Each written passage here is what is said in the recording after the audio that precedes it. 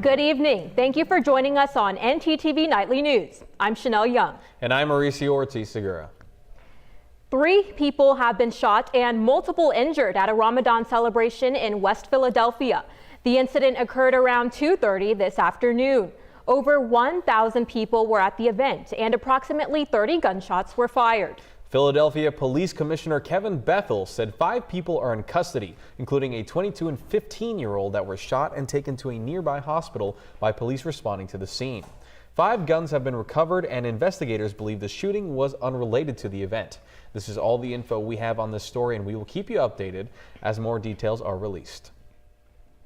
We have seen a lot of rain in the past 24 hours, not to mention thunder, lightning, and here in Denton, golf ball-sized hail. Let's head over to weather anchor Kayla Bumpus for the update. Kayla?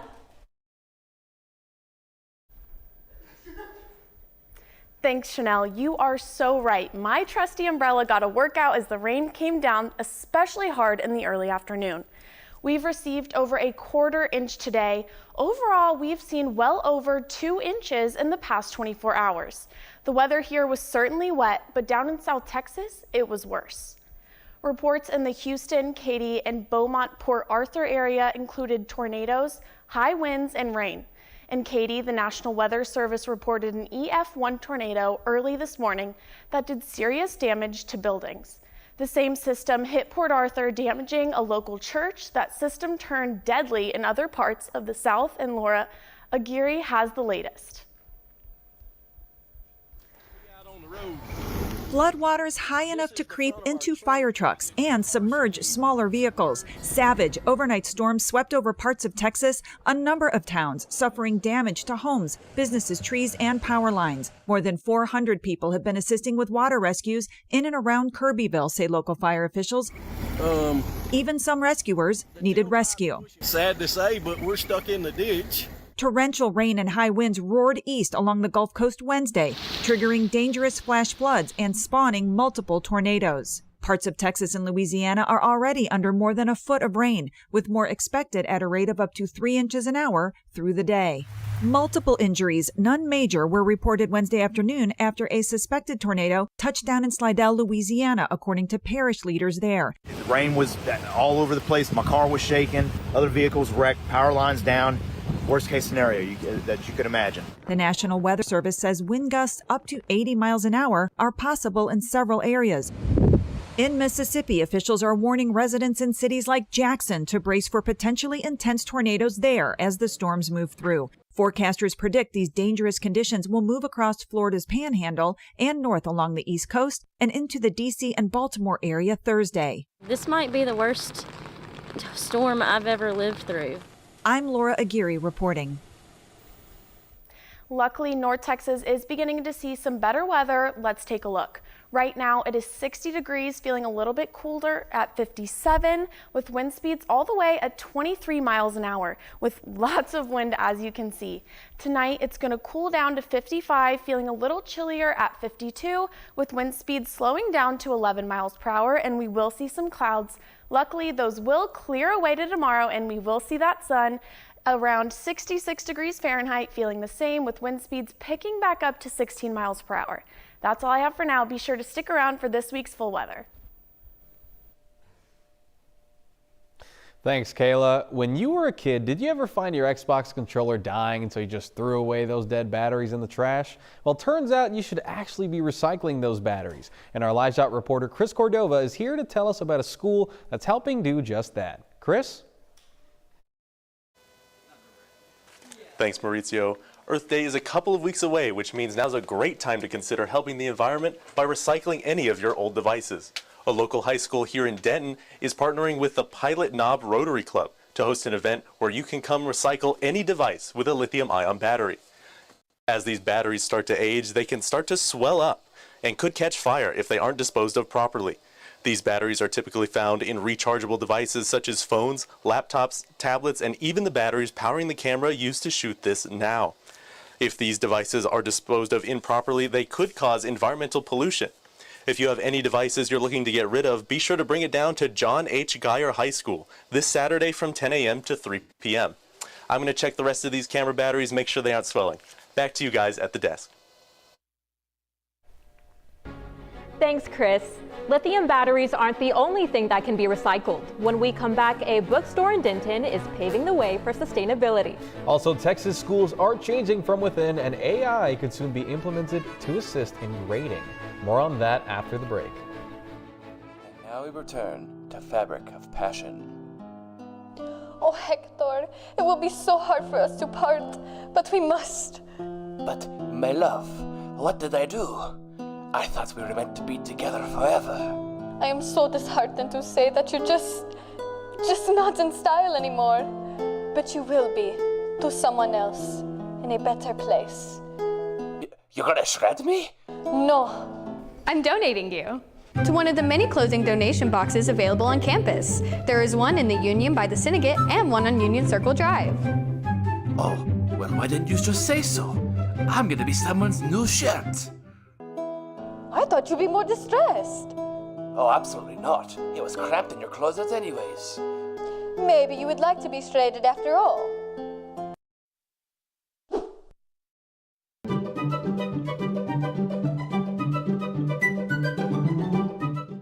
Has this ever happened to you? My bike! My bike is gone! Stolen bikes are an epidemic sweeping college campuses across America. What am I supposed to do? It's quite simple. The We Mean Green Fund has partnered with the UNT Police Department to offer free bike locks to any UNT student with a bike. Just show up with your bike in tow and ask. Now I'll never lose my bike ever again. Enough worrying. Get your bike lock today. All right, look up here. 1, 2, 3. Mom, Dad, I got it!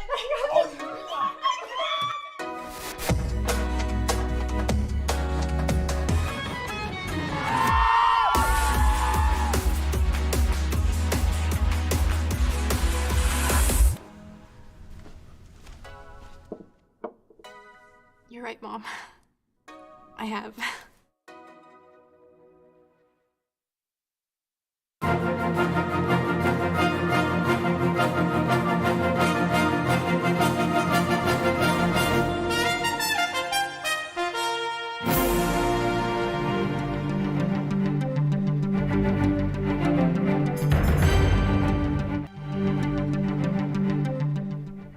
Another developing story tonight. Dallas police have issued an arrest warrant for Kansas City Chiefs wide receiver and former SMU football star Rashee Rice. He has been charged with 1 count of aggravated assault, 1 count of collision involving serious bodily injury, and 6 counts of collision involving injury. The charges stem from a high-speed chase last Saturday that ended in a crash involving a Lamborghini driven by Rice and a Corvette. The crash occurred on the North Central Highway in Dallas. The University of Texas at Dallas is laying off about 20 employees and shutting down the campus Diversity Support Center in order to comply with Senate Bill 17. The bill placed restrictions on diversity, equity, and inclusion, or DEI initiatives. These layoffs follow UT Austin's layoffs of 60 employees just a week ago. The bill prevents public universities from having DEI offices on campus, and if they refuse to remove them, the schools risk freezing state funding as well as legal action. The future of education is at risk. Denton ISD faces a financial crisis, and without urgent action, schools across Texas may face an uncertain future. Take a look. This should never have happened.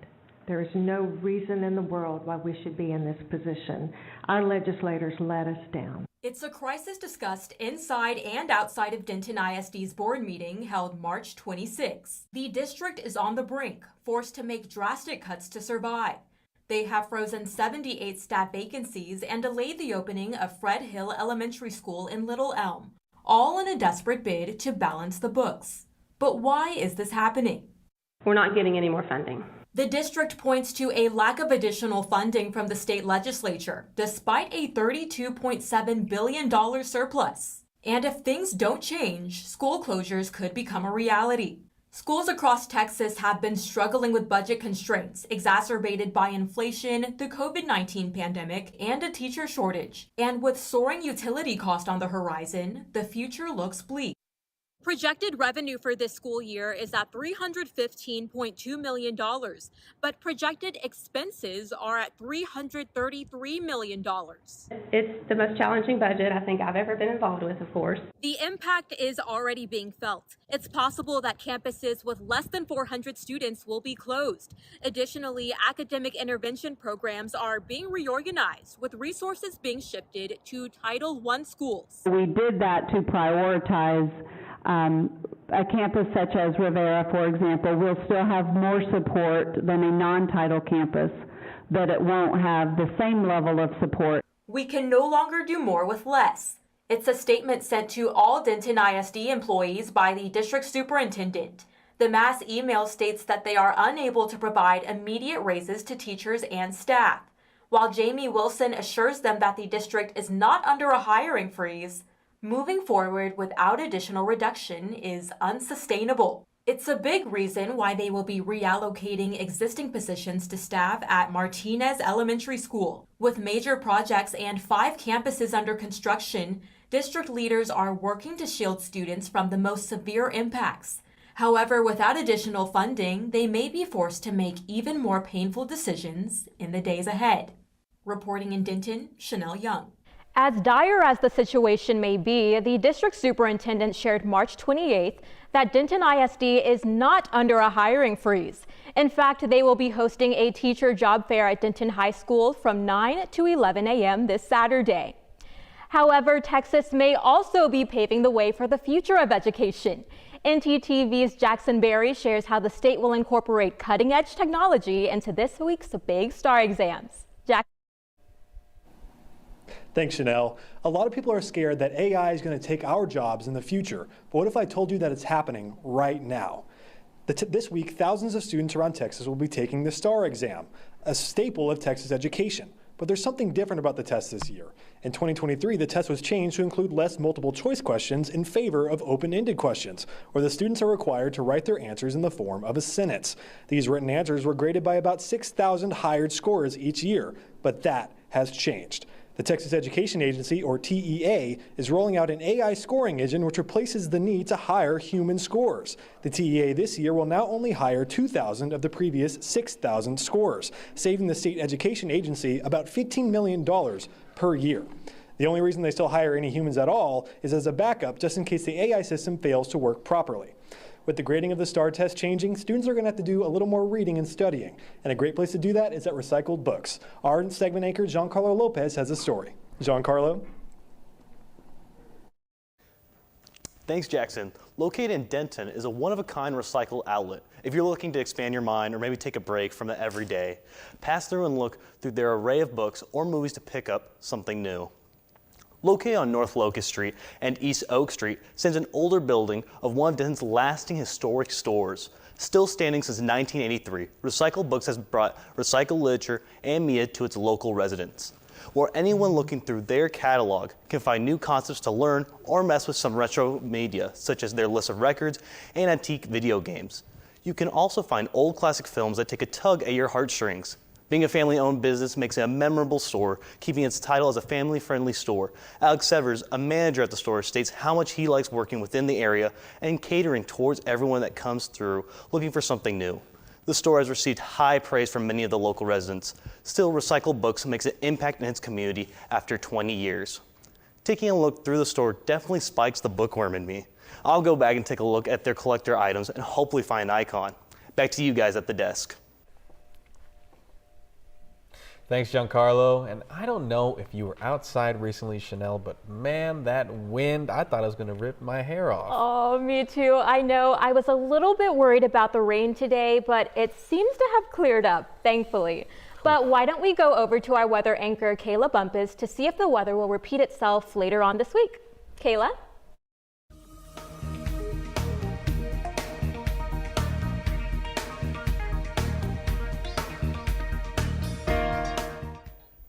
I know one word to describe Texas weather is unpredictable, but luckily it's starting to look a little more predictable for us. Let's take a look. Right now in Bowie, it is 60 degrees. Over in Graham, it's 63. In Decatur, 61. Stephenville, also 60. Up in Paris, a little chillier at 57, along with Sulphur Springs. Across the state, pretty similar temperatures. Let's take a look. In Dallas and Houston, it's 72. In Shreveport, 68. In Amarillo, it is 67, along with Abilene. And all the way over in El Paso, it's a nice 75. Let's take a look at this week's forecast.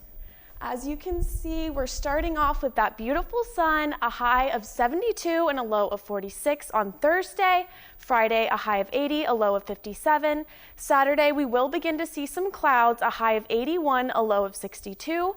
Sunday, a high of 83, a low of 67.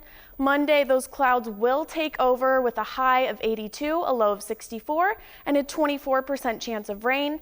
Tuesday, the clouds will begin to clear up a little bit, a high of 83, a low of 66, and an 18% chance of rain.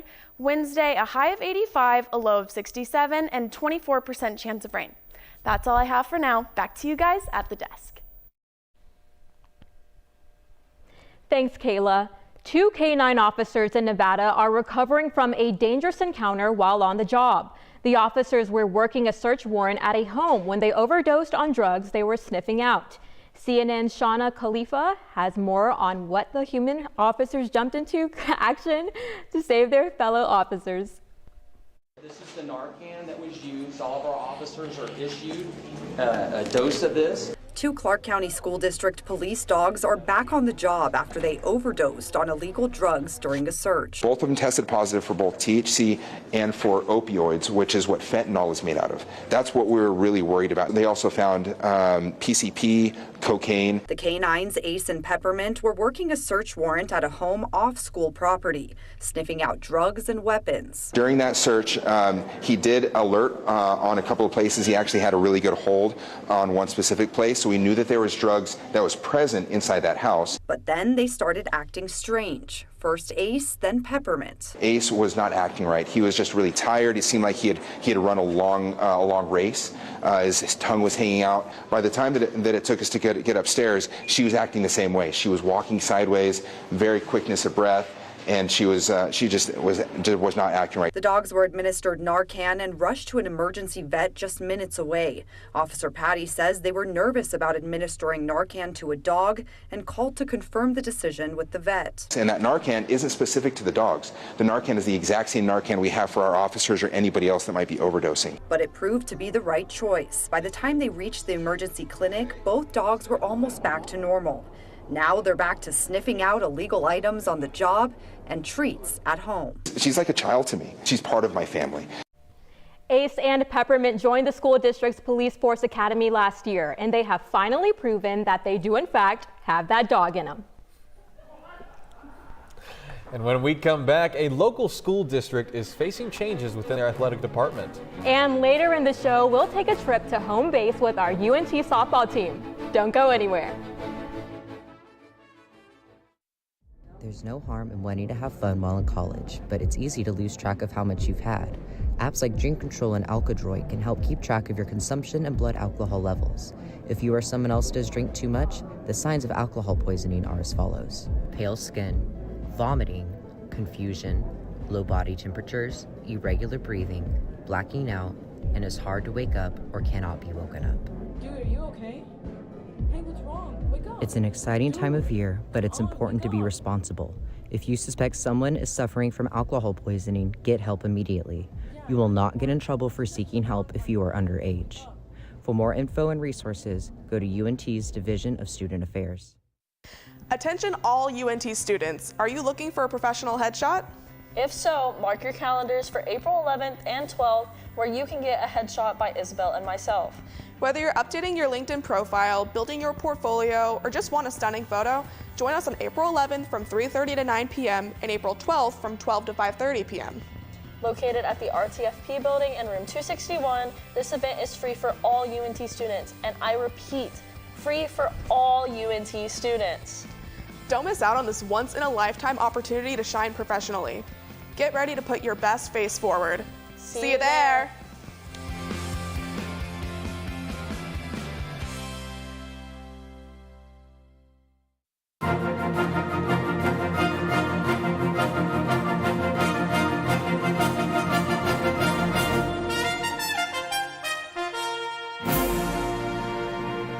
Suicide rates have been rising in the U.S., but they are spiking in a demographic you may find surprising. According to the British Journal of Sports Medicine, the suicide rate for collegiate athletes have doubled over the past 20 years. Researchers are still searching for answers, but one idea being discussed is the pressure of being in the spotlight and the criticism these students face on social media. The study also found that self-inflicted deaths among student athletes are more common on Mondays and Tuesdays and are less common from June to August. And one other point, students in sports with high visibility were more likely to commit suicide. As a reminder, if you or a loved one is struggling with mental health, please call the Suicide and Crisis Hotline at 988, the number on the screen. And while the collegiate scene is trying to handle these student-athlete issues, a Texas high school is trying to recover from a scandal that forced it to revamp its coaching staff, including hiring a new head coach. Our sports anchor Mackenzie Freeman has more to tell us on this. How about it, Mackenzie? That's correct, Mauricio. Local school district Pilot Point has had to clean up shop after misconduct by various coaches and trainers. I sat down with Pilot Point's new head football coach and superintendent on what their thoughts were regarding the program next season. Pilot Point is notorious for being a pretty successful program, but after going 0-10 last year, they decided to part ways with head coach Chase Adams, as well as bring in a new superintendent, Shannon Fuller, who thinks that Chad Worrell is the right man for the head coaching job. Coach Worrell definitely came to the top. We did a survey with the community, and from the survey from the community, we really built a profile of what we wanted in an athletic director. And Coach Worrell hit every single indicator for that survey, and so he just rose to the top very quickly as our top candidate. While Coach Worrell is entering a new school district and a new football team, he already knows Pilot Point's traditions and wants to find ways to get people who care about the kids and lead them to a successful season. Doing the things that we've always done to build programs, getting kids to buy in, getting the community to buy into what we're asking the kids to do, and getting kids to play hard. Hiring a coaching staff that loves kids and loves being around them and tries to get the most out of them. And I think the wins follow that. There's really not a shortcut to get there. Both head coach Chad Worrell and superintendent Shannon Fuller are excited to hit the ground running and work with each other. She's vested in herself and moving her family here.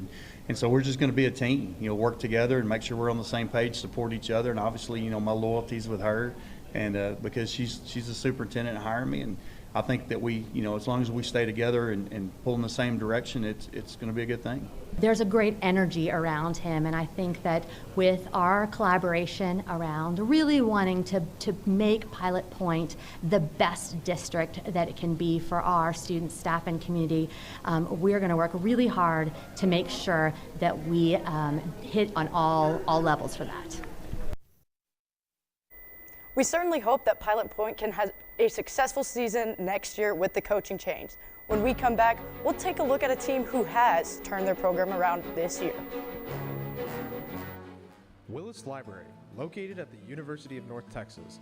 It has computers, printers, and the building is open 24/7. By going online, you can book up to an hour of reserved space in one of the many private study rooms.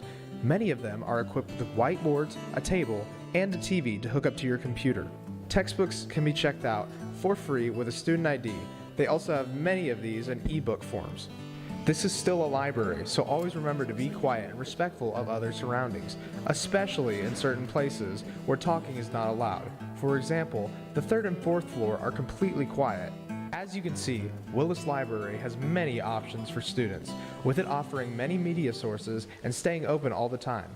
So a man's been walking in the desert for days at a time. He finally comes across a bar and orders a Coke. That's not funny. Eh? Eh?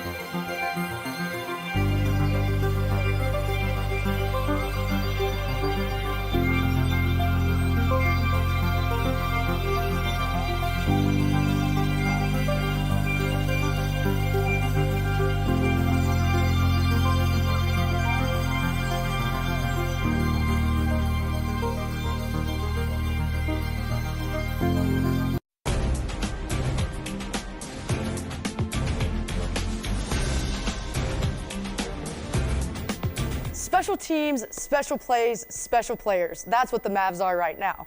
After going 38-44 last year and missing the play-in tournament, the Mavericks have done a 180 this season.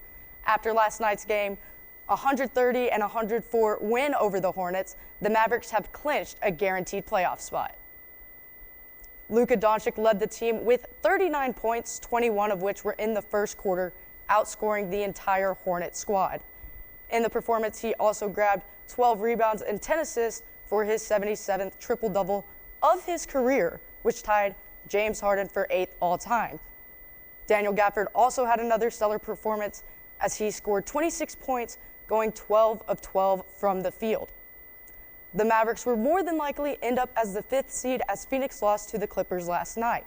The Mavs have 3 games left in the season, one of which being tonight at 6:30 against the Heat. And we hope to see the Mavs heat up tonight. With so many sports going on right now, it's no shocker that UNT will have a team playing as well. The UNT softball team is currently playing in a doubleheader against Texas A&M Commerce. For the Mean Green, this is the perfect get-back series as they enter tonight on a 4-game losing streak after they unexpectedly got swept by UAB. The Mean Green are playing right now, but if you missed the first game, you can still catch some action tonight as the second game begins at 7. That's all I have for sports. Back to you guys at the desk.